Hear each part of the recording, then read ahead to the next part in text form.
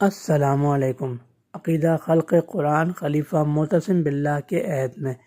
گزشتہ ویڈیو میں ہم بات کر چکے ہیں کہ سیدنا عمر بن عبدالعزیز رحمہ اللہ کے دور میں عقیدہ خلق قرآن کا آغاز ہوا اور عباسی خلیفہ المامون کے دور میں اس عقیدے کو سرکاری سرپرستی حاصل ہوئی۔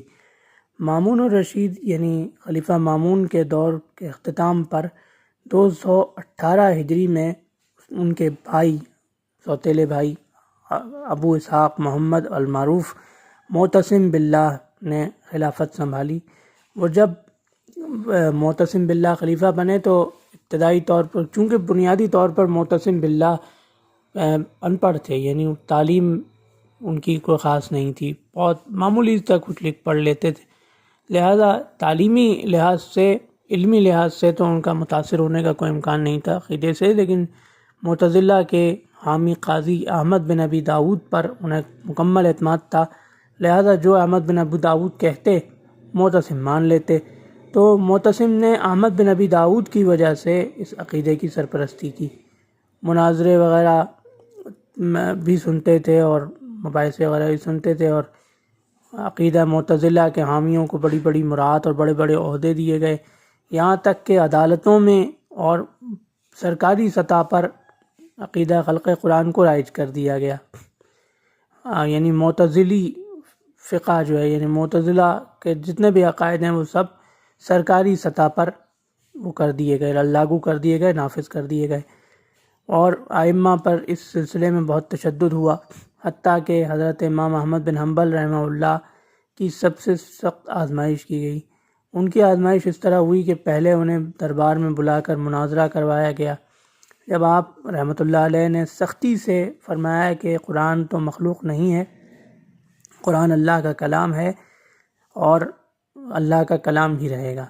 اور میں اس عقیدے سے پھرنے والا نہیں، جب انہوں نے سختی سے اپنے موقف کا اظہار کیا تو معتصم نے حکم دیا کہ ان پر سختی کی جائے، یعنی ان کو قید و بند میں رکھا جائے، اذیتیں دی جائیں، حتیٰ کہ ان پر کوڑے برسائے جاتے۔ اس کے باوجود حضرت امام احمد بن حنبل رحمہ اللہ اپنے عقیدے پر کاربند رہے، حتیٰ کہ بعض اوقات ایسا بھی ہوتا کہ زخموں کی شدت سے یہ گمان ہونے لگتا کہ حضرت امام احمد بن حنبل رحمہ اللہ شہید ہو جائیں گے، جہاں بحق ہو جائیں گے، لیکن الحمدللہ حضرت امام احمد بن حنبل رحمہ اللہ ثابت قدم رہے، یہاں تک کہ معتصم، ایک روایت میں یہ آتا ہے کہ معتصم کو اپنے آخری وقت میں یہ احساس ہو گیا تھا کہ جن عقائد پر وہ سختی سے کاربند رہے ہیں وہ غلط ہیں، لہذا انہوں نے بعض مورخین کے مطابق معتصم نے آخری وقت میں اس عقیدے سے توبہ کر لی تھی۔ لیکن معتصم کی وفات کے بعد ان کے بیٹے ہارون بن محمد المعروف واثق باللہ جب تخت نشین ہوئے تو احمد بن ابی داؤد کا ان پر بہت گہرا اثر تھا، لہذا واثق باللہ خلق قرآن کے بہت شدید مؤید ثابت ہوئے، حتیٰ کہ اس زمانے میں قیصر روم کے ساتھ جب جنگی قیدیوں کا تبادلہ ہوا، اس زمانے میں ایک مسئلہ یہ بھی چھڑا کہ ایک حدیث شریف ہے جس میں حضور اکرم صلی اللہ علیہ وآلہ وسلم نے فرمایا کہ تم اللہ کو اس طرح، قیامت کے دن تم اپنے رب کو اس طرح دیکھو گے جیسے کہ تم 14ویں رات کا چاند دیکھتے ہو بغیر کسی رکاوٹ کے۔ تو اس حدیث کے معتزلہ مخالف تھے کہ یہ ممکن نہیں ہے، تو جب قیصر روم کے ساتھ قیدیوں کا تبادلہ ہوا تو واثق نے اپنے کارندوں سے کہا کہ اس قیدی کو چھڑانا، اس مسلمان قیدی کو چھڑانا جو خلق قرآن کا قائل اور رؤیت اللہ کا منکر ہو، اور جو خلق قرآن کا منکر ہو اس کو وہیں چھوڑ دینا رومیوں کے پاس، وہ ہمارے نزدیک مومن نہیں، مسلمان نہیں۔ تو یہی تقریباً 4 سال اس طرح کا معاملہ رہا۔ پھر اس کے بعد ایک دن حضرت امام بخاری اور امام نسائی رحمہ اللہ کے استاد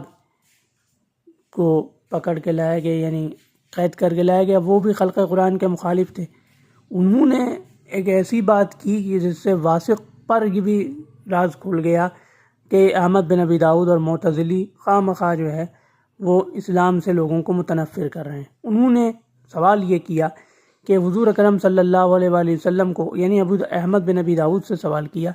کہ یہ قرآن کے مخلوق ہونے کا عقیدہ کیا حضور اکرم صلی اللہ علیہ وآلہ وسلم کو معلوم تھا؟ تو احمد بن ابی داؤد گھبرا گیا، انہوں نے کہا ہاں معلوم تو تھا۔ تو آپ نے فرمایا تو پھر آپ نے امت کو نہیں بتایا؟ اگر معلوم نہیں تھا تو نعوذ باللہ یہ گمان ہوتا ہے کہ نبی کو دین کی بات معلوم نہیں تھی، اور اگر معلوم تھا امت کو نہیں بتایا تو نعوذ باللہ حضرت رسول اللہ صلی اللہ علیہ وآلہ وسلم نے کیا دین کی بات چھپائی امت سے؟ اور اگر ان کو معلوم یعنی اگر وہ ایسی کوئی بات تھی ہی نہیں، یعنی رسول اللہ صلی اللہ علیہ وآلہ وسلم نے اگر نہیں بتایا تو اس کا مطلب یہ دین کا حصہ نہیں ہے، اور اگر یہ دین کا حصہ نہیں ہے تو ہم خواہ ایک ایسی بات کو آپ سرکاری مذہب بنائے ہوئے ہیں جو دین کا حصہ نہیں ہے۔ اس بات پر یعنی اس مباحثے سے واسق پر حقیقت روشن ہو گئی کہ یہ جو عقیدہ خلق قرآن ہے یہ گھڑا ہوا ہے، یہ حقیقت نہیں ہے۔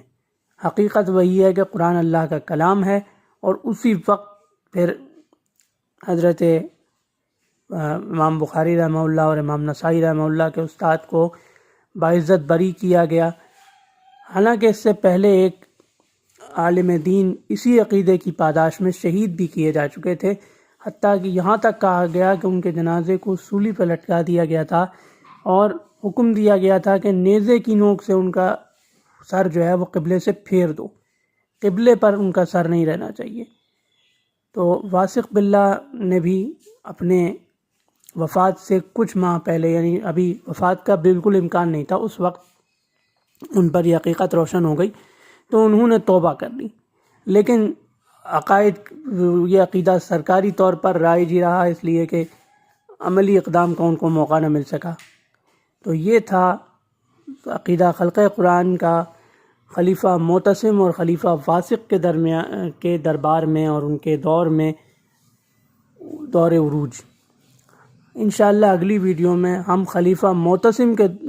متوکل کے دور میں عقیدہ خلق قرآن کے زوال پر بات کریں گے۔ اللہ حافظ۔